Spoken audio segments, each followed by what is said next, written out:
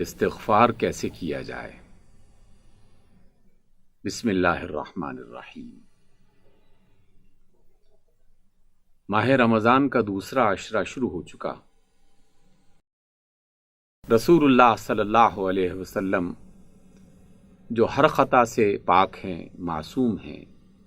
جن سے کوئی گناہ نہ سرزد ہوا نہ ہو سکتا تھا، اللہ تعالیٰ کی خاص حفاظت میں آپ نے پوری حیات طیبہ بسر کی۔ اعلان نبوت سے پہلے کا سارا زمانہ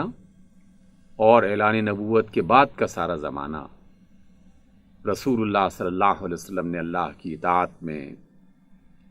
اور ایک اچھے انسان کی صورت میں اس دنیا میں گزارا۔ لیکن اس کے باوجود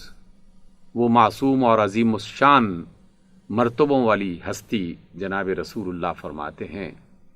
کہ اے ایمان والو، تم استغفار کیا کرو، کیونکہ میں دن میں 100 مرتبہ استغفار کرتا ہوں اور اللہ کی طرف پلٹ کے واپس آتا ہوں۔ اس کا مطلب کیا ہوا؟ اس کا بنیادی مطلب یہ ہے کہ اگر رسول اللہ صلی اللہ علیہ وسلم جیسی پاکیزہ ہستی جو ہر خطا سے پاک ہے، وہ استغفار کو لازم سمجھتی ہے اور وہ فرماتے ہیں کہ میں دن میں 100 بار استغفار کرتا ہوں، تو ہم گناہ گار لوگ جو ہر لمحے خطا بھی کرتے ہیں، گناہ بھی کرتے ہیں،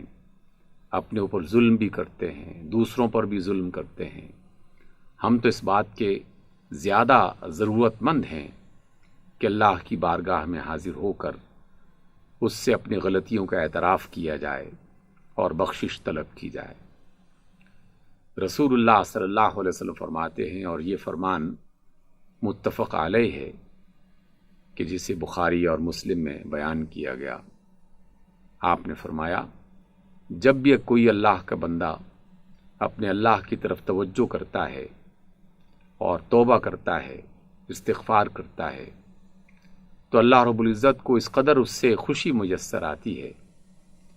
اور پھر آپ صلی اللہ علیہ وسلم نے اس خوشی کو ایک مثال کے ذریعے سے واضح کیا کہ اگر تم میں سے کوئی شخص صحرا میں سفر کر رہا ہو اور اس کے پاس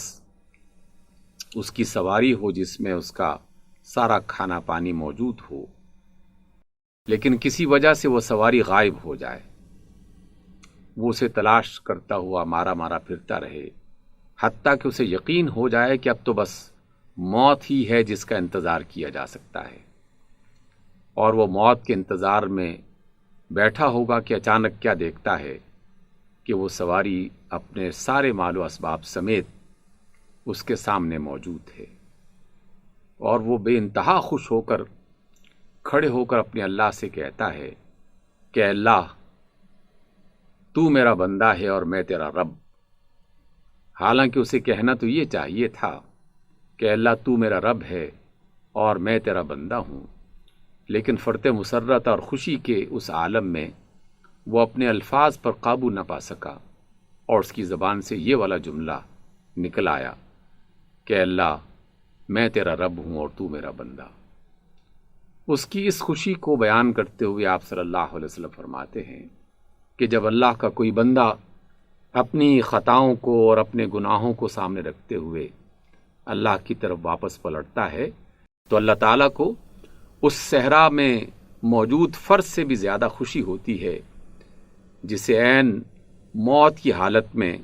سب کچھ مل جائے اور اس کی زندگی کا سامان اسے میسر آ جائے۔ اسی طریقے سے جناب رسول اللہ صلی اللہ علیہ وسلم نے یہ بھی ہمیں تعلیم فرمائی کہ تم لوگ غلطیاں تو کرتے رہو گے، اور انسانوں سے غلطیوں کا ہونا یہ کوئی انوکھی بات نہیں ہے، یہ اس کی فطرت کا حصہ ہے، اس کے اندر کی جو خامیاں ہیں وہ ان خامیوں کا شکار ہوتا رہتا ہے۔ لیکن شیطان کا سب سے بڑا جو ہتھیار ہے وہ یہ کہ وہ انسان کو پہلے تو غلطی پر آمادہ کرتا ہے، اور جب اس سے وہ گناہ سرزد ہو جاتا ہے تو پھر اس کے ذہن میں یہ بات ڈالنا شروع کر دیتا ہے کہ اب تمہاری بخشش نہیں ہونے والی، تم تو بس گئے، اور پھر اسے مایوس کر دیتا ہے اللہ تعالیٰ کی رحمت سے۔ اللہ رب العزت مختلف طریقوں سے انسان کو اس مایوسی سے باہر نکالتے ہیں، کبھی نماز کی شکل میں، کبھی روزے کی شکل میں، کبھی صدقہ اور خیرات کی شکل میں، کبھی فلاح انسانیت کی شکل میں، کبھی خیر کے کسی کام کی شکل میں۔ کوئی بھی احساس انسان کے اندر ایسا زندہ ہو جائے جس سے اسے اپنے اللہ کی قربت محسوس ہونے لگے اور اس کی رحمت کو وہ دیکھنے لگے، تو شیطان کو یہ بات پسند نہیں ہے۔ اس لیے آپ صلی اللہ علیہ وسلم نے فرمایا، اور یہ بھی متفق علیہ حدیث ہے، بخاری اور مسلم نے اس کو بیان کیا ہے، آپ فرماتے ہیں کہ جب بھی کوئی شخص غلطی کرتا ہے اور پھر وہ اپنے اللہ کو پکارتے ہوئے یہ کہتا ہے کہ اللہ میں تیرا خطا کار بندہ ہوں، تو میرا مولا اور میرا رب ہے، تو مجھے معاف فرما دے، تو اللہ رب العزت اس کی اس بات کو سن کر بے انتہا خوش ہوتے ہیں، اور اپنے ملائکہ کے درمیان میں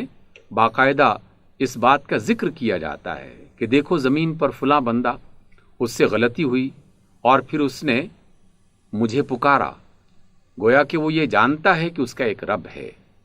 اور اس نے مجھ سے بخشش طلب کی ہے، اور اے میرے فرشتوں تم گواہ رہنا میں نے اس کو معاف کر دیا ہے۔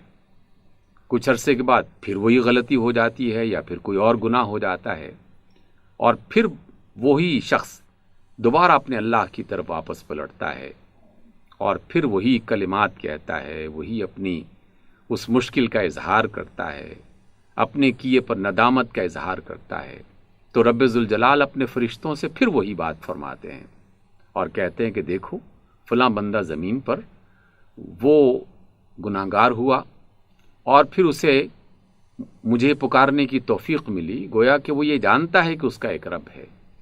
اور پھر اس کی بخشش کا اعلان کر دیا جاتا ہے۔ اور آپ علیہ السلام نے فرمایا کہ اگر زندگی بھر بھی ایسا ہوتا رہے اور وہ شخص پورے اخلاص کے ساتھ اور پوری دیانت کے ساتھ اپنے اللہ کو پکارتا رہے تو اللہ تعالیٰ زندگی بھر اسے معاف کرتا رہے گا۔ البتہ دل کی کیفیت کو اللہ سے بہتر اور کوئی نہیں جانتا۔ توبہ کی صورت میں اللہ سے مذاق نہیں کیا جا سکتا کہ میں غلطی پر غلطی کرتا چلا جاؤں اور جان بوجھ کے کرتا چلا جاؤں اور محض زبانی طور پر کچھ استغفر اللہ کے کلمات اور کچھ استغفار کے کلمات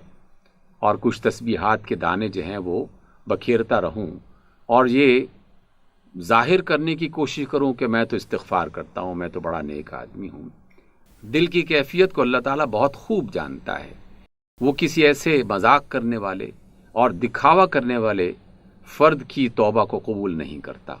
ہاں، وہ شخص کہ جس سے واقعی گناہ غلطی ہوئی اور وہ سچے دل سے توبہ کرتا ہے، سچے دل سے استغفار کرتا ہے، تو رب ذوالجلال کی بخشش اور مغفرت اور رحمت وہ ہمیشہ اسے اپنے دامن میں سمیٹنے کے لیے تیار رہتی ہے۔ اس لیے یہ عشرہ اور اس کے بعد بھی ہمیشہ اپنے اللہ سے مغفرت کی جو بھی صورتیں اختیار کی جا سکتی ہیں انہیں ضرور اختیار کرنا چاہیے۔ میں اکثر اپنے دوستوں سے اور سننے اور جاننے والوں سے یہ کہتا ہوں اور اپنے آپ کو بھی اس میں شامل کرتے ہوئے یہ سمجھاتا ہوں کہ ہم لوگ یہ سمجھتے ہیں کہ رمضان ختم ہوا تو گویا کہ اللہ کی رحمتیں ختم ہو گئیں۔ نہیں، اللہ کی رحمتیں ہمیشہ جاری رہتی ہیں۔ عشرہ رحمت ختم ہو چکا، لیکن ایسا نہیں ہے کہ اس کی رحمت کے دروازے بند ہو گئے، اس کا رحمت کا سلسلہ اب بھی جاری ہے، اور اب یہ جو مغفرت کا سلسلہ شروع ہوا ہے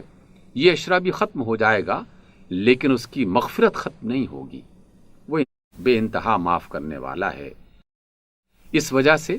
اپنی غلطیوں پر اور اپنی خطاؤں پر کبھی مایوس نہ ہوا جائے، اس پر نادم ضرور ہوا جائے، اور نادم ہوتے ہوئے اپنے اللہ سے اپنی گزارشات پیش کی جائیں، اور پورے اعتماد کے ساتھ، پورے اطمینان کے ساتھ، پورے یقین کے ساتھ اپنے اللہ سے یہ دعا کریں کہ اللہ میں تیرا بندہ ہوں، تو میرا مولا ہے، تو میرا رب ہے، میں ایک کمزور انسان ہوں، مجھ سے یہ غلطی ہو گئی ہے اور مجھے تو معاف فرما دے، اور تیری بخشش کا میں محتاج ہوں، تیری رحمتوں کی مجھے ضرورت ہے۔ تو یہ ممکن نہیں ہے کہ اللہ رب العزت اپنے بندے کی اس مخلصانہ پکار کو سن کر اسے رد کر دے، وہ یقیناً اسے معاف کر دیتا ہے۔ لیکن ایک بات یاد رکھیے، کچھ گناہ اجتماعی ہوتے ہیں جس کا نقصان امت کو یا افراد کے گروہ کو یا قوم کو ہوتا ہے، اس گناہ کی تلافی بہت مشکل ہو جاتی ہے۔ اس لیے اپنی زندگی میں اس بات کی کوشش کریں کہ ایسی غلطی نہ کی جائے کہ جس کا خمیازہ پوری قوم کو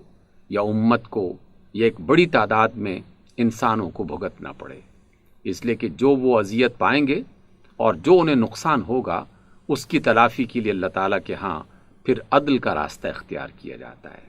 اور کون ہے جو اللہ تعالیٰ کی عدالت میں عدل کے اس معیار پر پورا اترتے ہوئے اپنے آپ کو پاک صاف کر سکے؟ اس لیے اپنی ذاتی غلطیوں پر تو اللہ تعالیٰ سے توبہ مستقل کرنی چاہیے، اور اجتماعی غلطیوں کو اپنے آپ سے بہت دور رکھنا چاہیے۔ اللہ تعالیٰ ہماری اس دنیا کو ایسی دنیا بنا دے کہ جس میں غلطیوں کے ساتھ مغفرت کا سلسلہ بھی جاری رہے اور گناہوں کے ساتھ رحمتوں کی طلب بھی جاری رہے۔ میرا رب بڑا کریم ہے اور اس کی رحمتیں بے پایاں ہیں، کبھی ختم نہیں ہونے والی۔